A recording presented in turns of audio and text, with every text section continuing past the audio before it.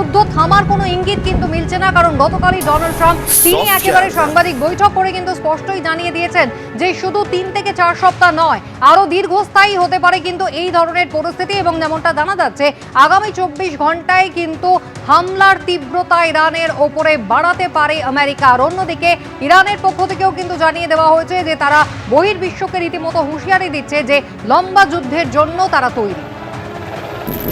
আবারও চলে যাব রাজাগোপাল ধর চক্রবর্তী আমাদের সঙ্গে রয়েছেন সরাসরি। রাজাগোপাল বাবু, আশঙ্কার জায়গা তো এখানেই যে একদিকে আমেরিকার মতন একটা শক্তিধর দেশ, তারা যখন হুঙ্কার দিচ্ছে, হুঁশিয়ারি দিচ্ছেন, ডোনাল্ড ট্রাম্প একেবারে মরিয়া, কোথাও তার বডি ল্যাঙ্গুয়েজ দেখে মনে হচ্ছে, সেখানে ইরান হার না মানা একটা মনোভাব নিয়ে তো তারাও এগিয়ে চলেছে। এর শেষ কোথায়? হ্যাঁ দেখুন, শেষ তো একটা আছেই, কেননা ইরানের যে সমস্ত ডিফিকাল্টি সেটা হচ্ছে যে তাদের সুপ্রিম লিডার নেই, কে নেতৃত্ব দেবে, কে সিদ্ধান্ত নেবে, সেই জায়গায় তারা এই মুহূর্তে নেই। এটা দেশের মধ্যে ব্যাপক গৃহযুদ্ধ হয়েছে, দেশের মানুষ দেশের যে সরকার আছে তার সঙ্গে যে খুব একটা তাদের মতের মিল আছে, একাত্ম বোধ করে, সেরকম ব্যাপারটা 2 নম্বর। 3 নম্বর যেটা, কিন্তু গত যুদ্ধে জুন মাসের 12 দিনের যুদ্ধে তাদের প্রচুর অস্ত্রশস্ত্রের ক্ষতি হয়েছে। এবারও যুদ্ধে কিন্তু ব্যাপক ক্ষতি হচ্ছে। অস্ত্রশস্ত্র তো আর আনলিমিটেড থাকে না। ইরান কিছু অস্ত্র তৈরি করছে, কিন্তু অধিকাংশই চীন থেকে, রাশিয়া থেকে আসে।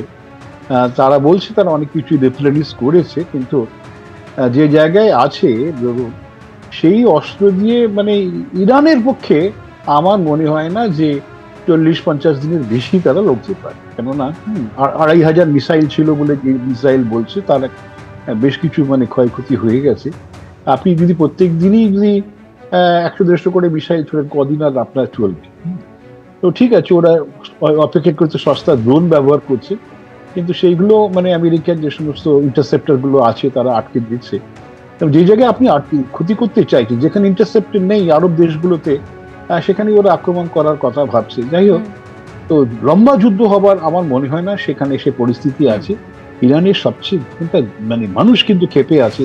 ইনফ্লেশন এতটাই তীব্র, মানুষ তাদের গণতান্ত্রিক অধিকার নেই, মানুষ পথে নামেনি। আয়াতুল্লাহ খামেনির বিরুদ্ধে, হত্যার বিরুদ্ধে মানুষ এটা পথে নামেনি বা উল্লাসও করেনি। এখন সেখানকার জনগণ কিন্তু শান্তি চাইছে, কেননা বাঁচতে চায়। সেটা একেবারে সেখানকার মানুষ যেমন বাঁচতে চায়, গোটা বিশ্বের মানুষও কিন্তু প্রার্থনা করছে যত দ্রুত সম্ভব এই পরিস্থিতি যাতে প্রশমন হয়। অনেক ধন্যবাদ আপনাকে।